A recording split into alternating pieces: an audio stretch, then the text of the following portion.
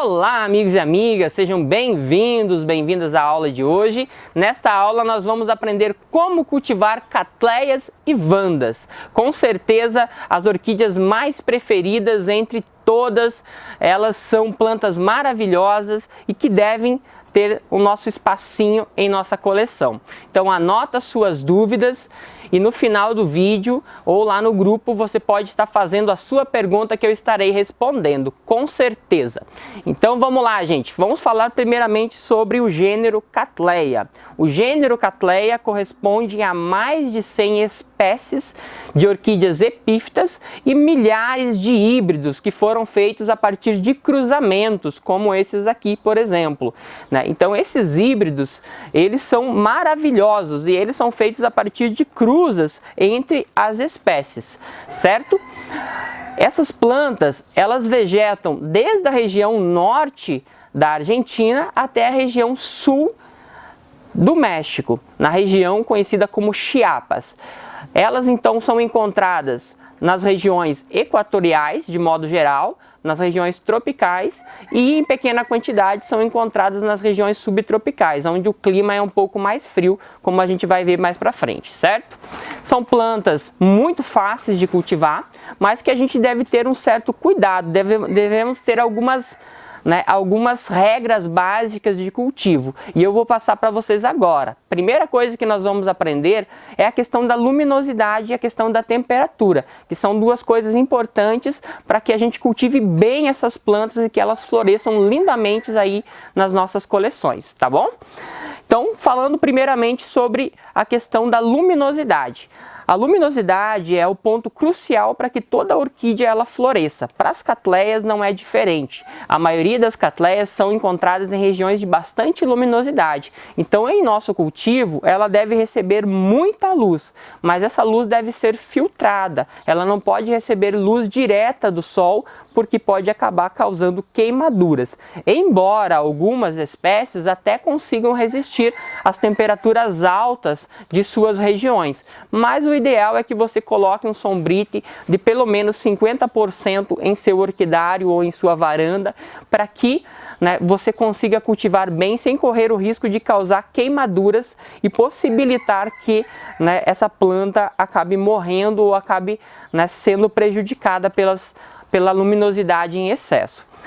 Elas devem receber em torno de 6 horas mais ou menos de luminosidade, diria assim, pelo menos 3 de manhã e 3 à tarde, é o ideal que elas recebam então no mínimo essas 6 horas de luz diárias, e elas devem receber mais luz durante a manhã e o final da tarde. Durante esse período, elas podem receber até luz direta do sol, desde que seja antes das 10 e depois das 5 da tarde.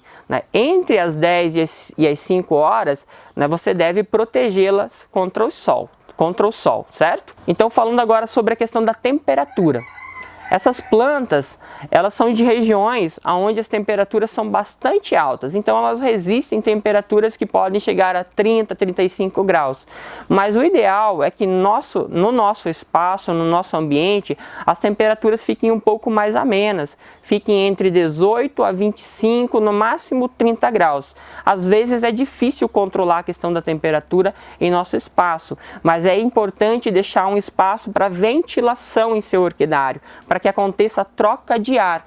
Por isso que a gente deve colocar nas laterais a tela, ou às vezes deixar até mesmo sem tela, sem o sombrite nas laterais, para que o vento possa circular e diminuir a temperatura dentro do orquidário. A temperatura alta, ela vai causar desidratação nas orquídeas, ou seja, a água que existe na sua estrutura vai começar a evaporar, vai acontecer um processo chamado evapotranspiração, onde ela vai perder umidade, ela vai perder água da sua estrutura, e isso acaba causando né, um problema na planta, deixando ela mais, por exemplo, susceptíveis às pragas. Sem contar que ela vai ter que migrar a água da parte de trás, né, dos pseudobulbos para os pseudobulbos que estão na frente. Então os pseudobulbos velhos vão secar para que os pseudobulbos possam se desenvolver. Então manter uma temperatura mais amena, mais agradável, entre 18 e 25 graus é importante para que você consiga ter elas também mais saudáveis e não precise, né, controlar tanto a questão da umidade e a questão da rega, né? Você vai ter menos problemas de modo geral, certo? Falando em questão de rega e umidade, nós vamos saber que esse ponto também é importante para que as orquídeas elas se desenvolvam bem. A umidade é a quantidade de partículas de água que existe no ar e ela deve ser alta em nosso orquidário, principalmente nos horários de calor, né? Principalmente nos horários onde o sol está mais quente. Então nós devemos, durante o dia, molhar o nosso orquidário, né, o chão, o teto do orquidário, as paredes, né, deixar o orquidário sempre bastante fresco e também, né, com bastante umidade ambiente, porque você molhando o chão, o calor vai esquentar a água, né, que está no solo, vai evaporar essa água e vai manter, né, o ambiente mais úmido, né? Diferentemente do que o pessoal pensa, a umidade do ar não é a umidade dentro do vaso, não está relacionado à rega do vaso, está relacionado, né, à quantidade de partículas de água que tem na atmosfera, tá? Então, quanto mais a umidade atmosférica, melhor é para as plantas. Elas vão sofrer menos com desidratação. Manter quanto de umidade atmosférica? As catleias, elas gostam em grande maioria de umidades que passem dos 50% e vá até os 80% de umidade. Então, um ambiente bastante úmido mesmo para que elas se desenvolvam. Isso em praticamente todos os dias do ano, tá? Então você deve manter um ambiente bastante úmido que elas vão se desenvolver bem. De modo geral, as orquídeas de canela fina, né, que a gente chama, as orquídeas que os pseudobulbos são mais finos, elas necessitam de mais umidade, né, porque elas não têm tanta reserva de água em seus pseudobulbos. Já aquelas orquídeas que têm os pseudobulbos mais grossos, né, elas necessitam um pouco menos de umidade. Mas você pode padronizar, manter, né, uma umidade que fique acima dos 50%, que você vai agradar tanto gregos quanto troianos, certo, gente? Vamos falar agora sobre a questão da rega. Como que nós devemos regar essas orquídeas? Isso é uma coisa muito importante e é onde muitas pessoas pecam, né? Rega e umidade são duas coisas diferentes. A rega, né, você deve fazer no vaso, né? A umidade você deve manter controlando o espaço, né, para que ele fique úmido. Então você vai regar no chão, o teto, vai manter toalhas, né, perto das orquídeas, toalhas úmidas, vai manter pratos com água, vai criar um ambiente que seja úmido em seu orquidário, né? Muita gente utiliza até mesmo aqueles ventiladores que evaporam água, né, que jorram aquele vaporzinho de água. Isso ajuda bastante, se conseguir instalar, né, no seu orquidário, fica ótimo. Mas voltando sobre a questão da rega, gente. A rega deve ser uma coisa muito importante e crucial para o desenvolvimento das orquídeas, né, das catleias de modo geral.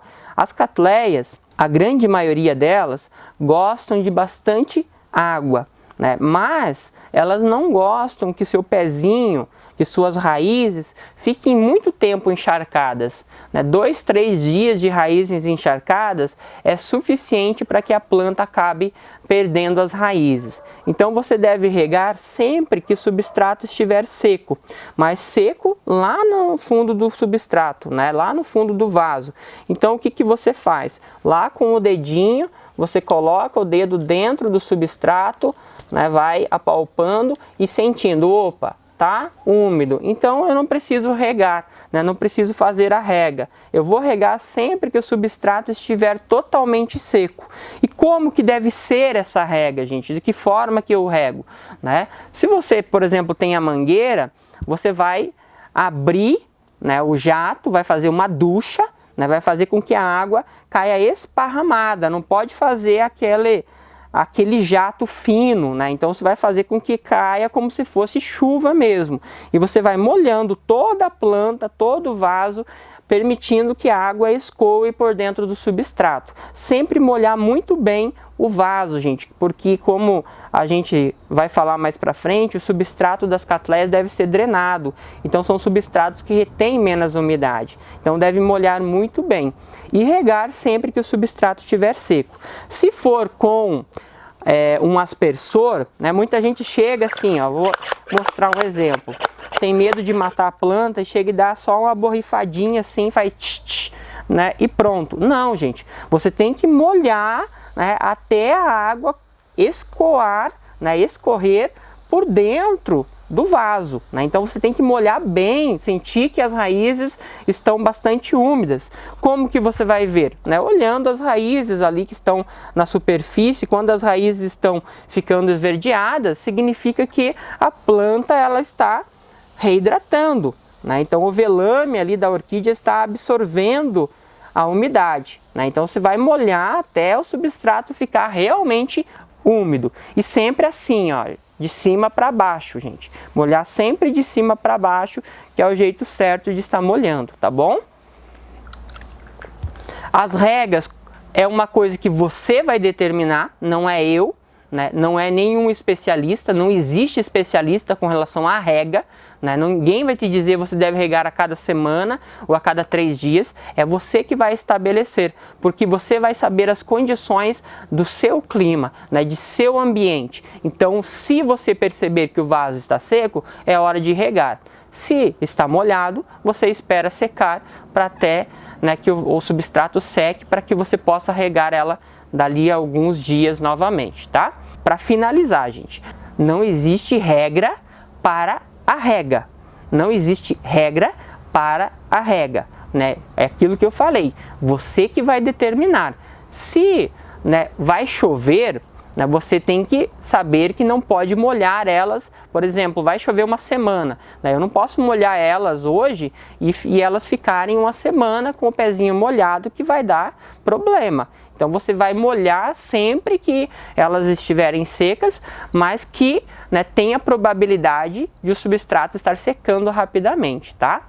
Ok? Em dias de chuva, evitar molhar em excesso, né? Quando você vê que o substrato está, né, parcialmente seco, você até pode fazer com aspersor uma rega complementar, né? Isso você pode fazer, né? Rega somente a superfície, isso dá para a gente fazer e é bom ser feito, né, de vez em quando, principalmente nos vasos que secam mais rápidos, porque tem vasos que retêm mais umidade, como o vaso de plástico, o vaso de barro resseca mais rapidamente, tem aquelas que estão nos tronquinhos, né, que estão em placas, que estão em nó de pinho, né, que está em telha, né? Essas plantas elas devem ter, a gente deve ter mais atenção com relação à rega, porque a gente deve molhar mais elas, porque elas ressecam rapidamente. Então você deve cuidar cada planta, né, de uma forma diferente. Claro que quando a gente tem muita planta, a gente tenta padronizar, mas sempre a questão da observação.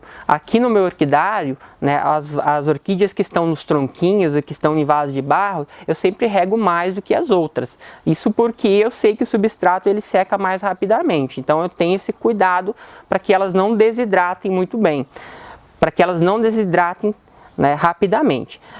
Aqui a gente pode ver que é um corte de catleia, né? Quando a gente faz corte, até essas plantas se estabilizarem, é comum elas ficarem mais desidratadas, então a gente também tem que ter um pouco mais de atenção com relação à umidade. Elas necessitam um pouco mais de umidade para que elas se desenvolvam. É um corte de uma catleia quadricolor, alba, né? Então uma planta maravilhosa que eu tenho aqui na minha coleção e que está se desenvolvendo, tá? A rega deve ser sempre de manhã, no início da manhã, nunca pode ser no horário do meio-dia ou, né, à noite. Às vezes até podemos regar à noite, mas tem que ter um certo cuidado, porque à noite ela vai ficar mais tempo com o substrato úmido, e se você tiver problemas com fungos, esses fungos eles vão se proliferar, né, principalmente nos dias mais quentes, né, no período noturno de modo geral. Noites quentes com umidade são propícias para a proliferação de fungos, tá? Então recomendo que vocês reguem sempre de manhãzinha, até, né, das 7, 8, 9 horas dá para a gente regar. Depois do horário das 10 ali, você só rega somente o chão do orquidário para manter a umidade, tá bom? Agora vamos falar sobre a questão da adubação. Como que nós devemos adubar essas orquídeas? A adubação é bastante simples, gente, né? Nós já aprendemos um pouco sobre adubação, então vamos falar sobre adubação para as catleias. Ela deve ser uma adubação controlada, onde nós estabeleçamos uma data, né, específica para a adubação, então a data ou um dia, melhor dizendo, né? Então se eu vou adubar na segunda-feira, então sempre na segunda-feira eu vou fazer a adubação com essas orquídeas. O ideal é para quem ainda não tem experiência, né, que utilizem adubos que não dão tanto trabalho em questão de controle, que você não fique utilizando várias fórmulas, por exemplo, né, que não utilize fórmulas de crescimento, enraizamento, né, de floração, que você utilize um adubo padrão que complementa toda a necessidade da planta, né? Então que tipo de adubo é esse? Adubos que contenha macros e micronutrientes, tá? Então este adubo que contém macros e micronutrientes, ele já vem complementar a todas as necessidades da planta, e ele vai fornecer em quantidades equilibradas para que a planta vá se desenvolvendo. A adubação ela deve ser semanal e de preferência homeopática. O que significa isso? Nós vamos adubar com doses pequenas, né? Então ao invés de a gente utilizar aquela dose integral que é recomendado pelo produto, nós vamos utilizar a metade da dose, só que, né, de forma semanal, né? Geralmente os adubos eles vêm recomendando que a gente adube a cada 15 dias. Só que a planta ela é igual a gente, ela precisa comer todo dia, né? E a cada 15 dias é um período muito longo de adubação. Então as plantas elas ficam aí, às vezes a gente rega 2 vezes na semana, 3 vezes na semana, esse adubo que a gente, né, aplicou nelas, vai embora, vai sendo carregado pela água e ela fica aí uma semana basicamente sem adubação, né, sem alimento. Então é uma semana que ela fica sem comer e sem se desenvolver direito. Então a adubação semanal vai garantir que essa planta tenha comidinha toda a semana, né, e ela vai se desenvolver na quantidade, ela vai se desenvolver na forma certa e vai ter adubo na quantidade certa, porque elas necessitam de pouco adubo. Na natureza elas não necessitam de muito adubo. Em pequenas quantidades elas vão retirando esse adubo e vão fazendo com que a planta se desenvolva, né, da forma correta. Então não adianta nada a gente aplicar, né, o dobro de adubo para que aconteça uma superbrotação, coisa assim. Não vai acontecer, porque a planta ela necessita, né, de pequenas quantidades e ela retira em pequenas quantidades. O sistema dela, né, de absorção de nutrientes, de água, né, sais minerais de forma geral é muito lento. Então não adianta você fazer superdosagem ou a cada 15 dias que, né, vai ser menos eficiente do que você fazer semanalmente, tá? Se você tem vários adubos, eu sugiro que você faça uma tabelinha, né? Então, NPK 20-20-20 é o adubo padrão que elas necessitam. É um adubo que tem os macronutrientes que vai ajudar a planta a se desenvolver. Os macronutrientes são os minerais que elas mais necessitam, que é o nitrogênio, o fósforo e o potássio. Daí temos os macronutrientes secundários, como o cálcio e o magnésio, e aí temos os micronutrientes, como o boro, zinco, ferro, né, que são nutrientes que elas vão necessitar em menor quantidade. Não adianta a gente utilizar demais um e deixar em defasagem o outro, porque isso vai dar problema na flor, vai dar problema no crescimento, vai dar problema na folha, vai dar problema no pseudobulbo, vai dar problema até no substrato. Então, o ideal é que a gente faça aquelas doses controladas, tá bom? Eu espero que tenha entendido essa parte, gente. A adubação é muito importante, né, que vocês façam de forma regrada, estabelecer dias nas semanas, né, para que vocês façam sempre naquele dia a aplicação, de preferência até mesmo no mesmo horário. Não aplicar durante o sol quente, sempre durante a manhã ou ao final da tarde. Sempre no início da manhã ou final da tarde, nunca no horário em que o sol está quente, tá? Vamos falar agora sobre substrato, gente. Substrato, qual é o substrato que essas orquídeas gostam? Qual é o substrato que as catleias vão bem? Né? Então vamos lá. Se são orquídeas epífitas, nós não podemos plantar elas na terra. Não se pode plantar nenhuma catleia na terra. Embora eu sempre veja, né, em redes sociais o pessoal plantando catleias em terra, gente. Nem terra, nem areia, nada de substrato fino, né? Esse tipo de substrato fino não presta para elas. Elas necessitam de um substrato que tenha bastante porosidade, como esse daqui, ó. Então vejam só, é um substrato que tem casca de pinos, é um substrato que tem carvão, no fundo tem pedra brita, né? Então são substratos que elas amam, que elas adoram, gente, se desenvolve muito bem. Até podemos utilizar em pequenas quantidades o esfagno, que é uma espécie de um musgo que ajuda na manter o substrato mais úmido e na reidratação das plantas. Mas a base do substrato é esse daqui, a casca de pinos, o carvão e a pedra brita. Se você tiver casca de macadâmia ou tem outros materiais, podem até substituir, né, alguns desses elementos, tá bom? São substratos bons também. Nunca utilizar o chip de coco. O chip de coco não presta, é horrível para o cultivo, né, de catleias. Já retém muita umidade e contém muito tanino, tá? Então vamos lá, gente. Qual que é a proporção que nós devemos utilizar esse substrato? Então, para cada porção que nós temos aqui para um vaso, nós devemos utilizar 60% de casca de pinos, 20% de pedra brita e 20%, opa, aqui peguei o errado, e 20% de carvão, tá?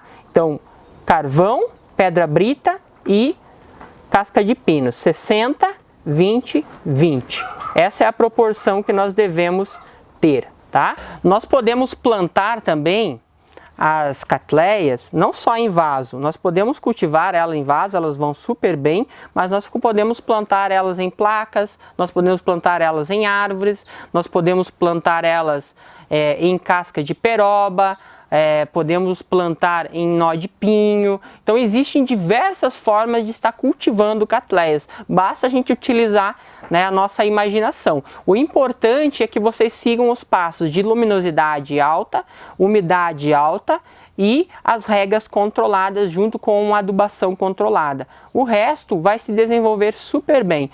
Para você ser, né, um bom cultivador de catleias, você tem que ser um bom observador, sempre observar o desenvolvimento, observar se a planta está se reidratando, observar se as raízes estão bem, observar se a planta está se desenvolvendo, se está soltando pseudos bulbos. Então é questão de observação. Isso faz com que você seja, né, um bom orquidófilo e, consequentemente, né, suas plantas vão se desenvolver bem, tá? Ainda falando sobre a questão do substrato, né, qual é a validade que tem o substrato? Porque ele dura um determinado tempo, gente. Então, a cada 2 anos é ideal que a gente faça a troca de todo o substrato. Nós devemos tirar o substrato velho e colocar o substrato novo, tá? Mas isso vai depender um pouco do material que você está utilizando. Tem gente que utiliza o carvão somente, a pedra brita. Esses aqui têm tempo basicamente indeterminado, podem durar 5, 10 anos até mesmo. Já a macadâmia, a casca de pinos, o esfagno, esses produtos, eles duram menos tempo. Geralmente 2 anos eles se biodegradam e eles começam a ficar mais ácidos. Então a gente deve trocar, retirar esse substrato velho e colocar um novo, tá bom? Outra coisa importante que devemos levar em consideração é que quando estamos plantando, quando estamos cultivando as catleias, o rizoma ele nunca deve estar enterrado no substrato, tá?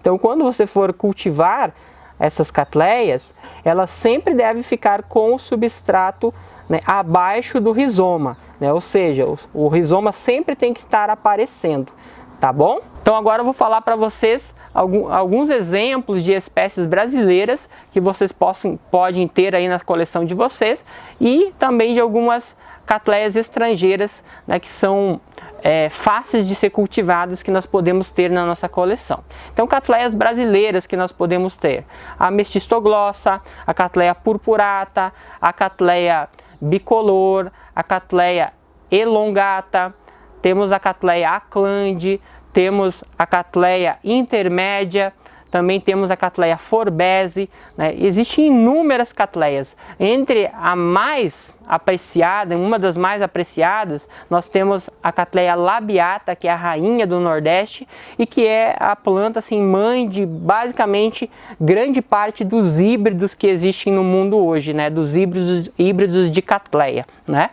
Catleias estrangeiras que existem e que são muito bonitas, inclusive eu tenho uma aqui, a catleia quadricolor, a catleia persivaliana, a catleia triane, catleia gaskeliana. Então são alguns exemplos, né, de catleias estrangeiras que vão muito bem também no nosso clima, no clima brasileiro, tá bom? Então eu espero que vocês tenham gostado dessa parte, né, da aula. Se ficou alguma dúvida sobre catleias, vocês já sabem, né, que vocês podem estar recorrendo, né, aos comentários, tá bom? Agora nós vamos aprender como cultivar as vandas. As vandas são plantas magníficas, mas que nem todo mundo se arrisca a estar cultivando, exatamente por causa da questão morfológica de desenvolvimento dela, né? São plantas epífitas que geralmente gostam de raízes aéreas e que muita gente não se arrisca porque, né, tem medo de perdê-las. Mas eu vou mostrar para vocês que não é nenhum bicho de 7 cabeças, não é nenhum monstro dos oceanos, que dá sim para cultivar elas em nossa casa, mesmo em regiões onde a temperatura é mais alta, tá? É só ter algumas atenções, é questão de observação, é questão de análise, né, de cultivo, tá bom? Então vamos falar um pouco sobre elas. São plantas asiáticas, né? São plantas que são encontradas em regiões da China, da Índia, em áreas, né, que se estende do Himalaia, na região sudeste da Ásia, ali, Filipinas, Laos, Camboja. Existem inúmeras espécies, são cerca de 81 espécies e milhares de híbridos. Eu tenho aqui uma espécie que está no meu orquidário, está pendurada ali, e o resto que eu tenho são híbridas, né? Isso porque as híbridas são plantas mais fáceis de serem cultivadas e são plantas também relativamente um pouco mais baratas de serem, né, compradas de modo geral, tá? Então aqui eu tenho esses 2 exemplares, elas estão terminando a floração. São plantas monopodiais, elas crescem no sentido vertical, diferente das catleias que crescem no sentido horizontal, né, de forma rastejante. As catleias, as vandas, elas crescem no sentido vertical, né, para cima, sempre soltando, né, uma nova brotação a partir do seu ápice, tá? São plantas epífitas, né, que vegetam sobre o tronco das árvores, né, ou seja, nós encontramos elas sobre as árvores, e elas são encontradas em regiões tropicais e equatoriais. Então são plantas que gostam de bastante luminosidade e bastante umidade, mais luz e mais umidade, né, do que as catleias, né? Se as catleias elas necessitam de boa luz e boa luminosidade, de boa luz e boa umidade, as vandas necessitam de mais luz e de mais umidade ainda, umidade ambiente, né? Inclusive até de mais regas, exatamente por causa da sua estrutura. Então como que você deve cultivar? Se você cultiva elas suspensas, é ideal que essas plantas fiquem acima das catleias, tá? Em um local que receba bastante luminosidade, mas não sol direto. Também não gostam literalmente de ter sol, né, pegando o dia todo nas suas folhas. Embora existam algumas vandas, como a vanda teres, né, que acaba sendo cultivada em sol pleno, mas de modo geral elas não gostam de sol pleno mesmo, elas gostam de luz, mas luz filtrada, tá? Então coloca um sombrite de 50% que vai garantir uma luminosidade ideal para que elas se desenvolvam muito bem.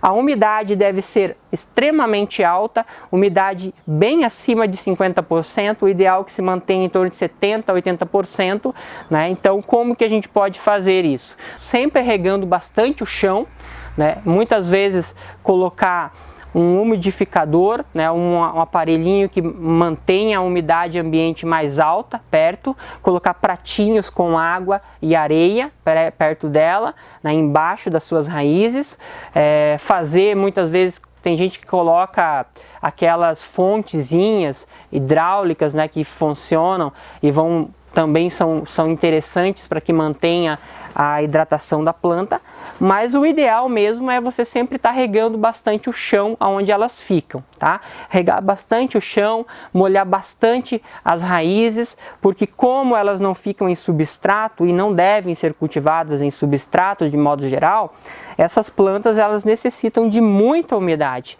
né? Muita umidade no ar e nas suas raízes. Então as regas podem ser 2, 3, 4, 5, pode ser até 10 vezes por dia, não tem problema nenhum. Essas regas você não precisa ter controle, porque como o substrato não existe, as raízes ficam aéreas, então ela vai secar rapidamente. Em questão de meia hora, 1 hora, as raízes já estão secas e já estão prontas para serem molhadas, né? Então quando que nós sabemos que a planta ela está bem hidratada, né? Então vejam assim, quando que ela está seca e quando que ela vai ficar hidratada. Quando ela está com essa cor acinzentada, esbranquiçada, significa que a raiz está seca. Então quando a gente molha ela, vejam que rapidamente ela vai mudando de cor. Ela vai ficando com uma tonalidade verde. Isso por quê, gente? Porque ela vai absorvendo a água pelo seu velame, pelaquela estrutura esponjosa que eu já ensinei para vocês. Então a água vai sendo acumulada nesse velame, né, e vai sendo absorvida pelas raízes, tá? Então nós podemos molhar toda a estrutura da planta, né, regando sempre no sentido sentido vertical, né? Então sempre molhando de cima para baixo e permitindo que a água escoe sobre todas as raízes, né? Mantendo ela sempre hidratadinha assim. Pode fazer isso 2, 3 vezes ao dia, né, que é suficiente, tá? Mas sempre tenha cautela, né? Se sua região é muito seca, sempre é questão de observação. Se as raízes estão ficando muito tempo esbranquiçadas e se as folhas estão ficando enrugadas, significa que é hora de você entrar com mais umidade ambiente e também com mais rega, né? Então você, além de molhar mais vezes o chão durante o dia, você tem que regar ela mais vezes para que a planta consiga se reestabelecer, tá bom? Nunca cultivar ela em substrato como casca de pinos, esfagno, carvão, né? Pode até ser cultivada em alguns casos em pedra brita, mas você só deve recobrir um pouco, uma pequena parcela das raízes. Então você pode colocar ela num vaso, né, grande, num vaso bacia e colocar as raízes espalhadas. E sobre as raízes vocês podem até colocar um pouco, né, de pedra brita. Mas, né, gente, é um risco. Tá? Porque são plantas que gostam de ter as raízes aéreas. O ideal mesmo é você cultivar ela dessa forma. Ou ainda ela pode ser plantada numa árvore, num coqueiro, né? Pode ser plantada em uma placa, né, de peroba. Isso dá para fazer, gente. Elas gostam de ser fixadas em troncos, né, em placas de modo geral, tá? Então isso, dessa forma você pode estar cultivando elas. Mas nunca, né, no substrato que retenha muita umidade e que abafe demais suas raízes, porque elas apodrecem, tá bom? A adubação também é igual das catleias. Você deve entrar com doses homeopáticas semanais, né? A cada semana você deve fazer adubação, tanto nas folhas, quanto no caule, quanto nas raízes. Então entrar com adubo foliar em toda a estrutura, tá? Se você quer entrar com um adubo, por exemplo, um osmocote, né, aquelas adubos de bolinhas, então você tem que fazer a trouxinha e pendurar aqui do lado, gente. Pendura aqui no ladinho, aí cada vez que você molha, a trouxinha vai sendo encharcada e o substrato e os minerais vão sendo levados pelas raízes, tá bom? O adubo né? Pode ser aquele NPK 20-20-20, mas como eu sempre aconselho, utilize adubos que tenham macros e micronutrientes. Pode utilizar outros adubos também, como tota de mamona, em trouxinha, pode utilizar o cálcio, né, separado. O cálcio até ajuda ao desenvolvimento da planta, contra doenças, contra pragas. Pode entrar com outros, né, tipos de adubos que você tem aí, mas o ideal é que tenha aquele, né, padrão ali 20-20-20 ou adubos com macros e micronutrientes, tá bom? Conforme você vai conhecendo, você vai incrementando novos adubos. Nas regiões onde o clima é mais frio, nós devemos ter um cuidado mais acentuado com elas, então elas não devem ficar no orquidário durante a noite, né, principalmente no período de inverno, né, quando as temperaturas estão muito baixas. Então a gente deve levar ela para um local mais quente ou colocar um aquecedor, né, manter ela sempre num ambiente que a temperatura fique acima de 10 graus. Temperaturas abaixo de 10 graus podem causar queimaduras, retardamento no seu desenvolvimento, né? Se ela tiver em floração, pode até mesmo perder a floração, tá? Quando termina a floração, né, falando já em questão de floração, que pode durar até 3 meses, né, então quando terminar a floração, você vem e corta as hastes florais bem rentes, tá? Corta no sentido vertical. E aí fica esperando uma nova brotação, uma nova floração, tá? Então você terminou a floração, você pode cortar essa haste floral, porque ela não vai dar cake, ela não vai dar uma nova floração. Ela vai secar e